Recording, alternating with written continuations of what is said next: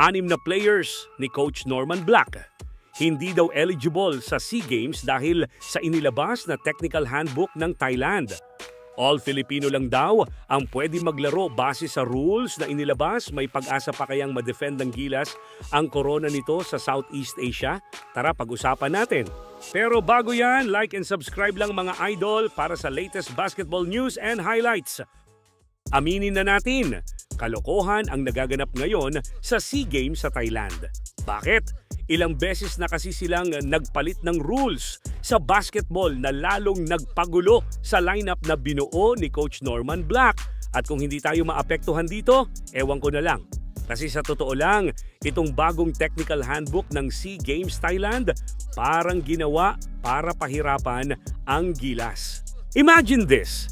Ilang buwan naghahanda si Coach Norman, bumuo ng pool, nagplano ng rotation, nagdevelop ng chemistry, tapos biglang may lalabas na rule na all Filipino only at hindi eligible ang 6 na players ng Gilas? Sa papel, technical handbook daw. Pero sa pakiramdam ng maraming fans, including me, parang may halong politika, may halong panggigipit, at may halong wag nating palakasin ang Pilipinas. Bakit? Kasi alam nilang once full strength tayo, mahirap tayong talunin. At ngayon, may rules na bawal ang kahit sinong Filipino na nag-acquire ng nationality after age 16. Pero bakit parang tayo lang ang pinakatatamaan? At kung pagbabasihan ang handbook na yan, tanggal sa lineup ang lahat ng half-foreign kasama si JB at mga players like Mike Phillips, Remy Martin, Kaimani Ladi at Angelo Kuwame. Ngayon ang tanong, may pag-asa pa bang madepensahan ang corona? Sa totoo lang, meron kasi Pinoy tayo, hindi tayo umaatras. Pero kailangan nating tanggapin. Hindi fair ang laban na to. Kumbaga nahahaluan na ata ng politika ang rules ng SEA Games para lang mapabagsak ang Gilas.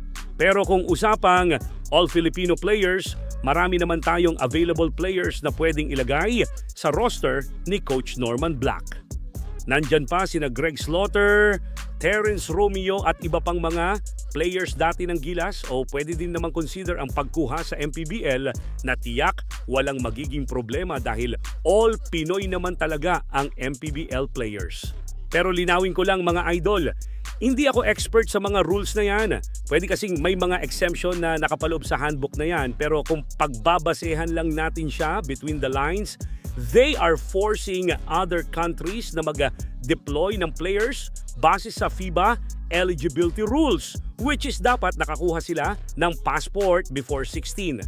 I hope maklarify din ng nasa taas like SBP ang rules na yan dahil ilang linggo na lang magsisimula na ang SEA Games.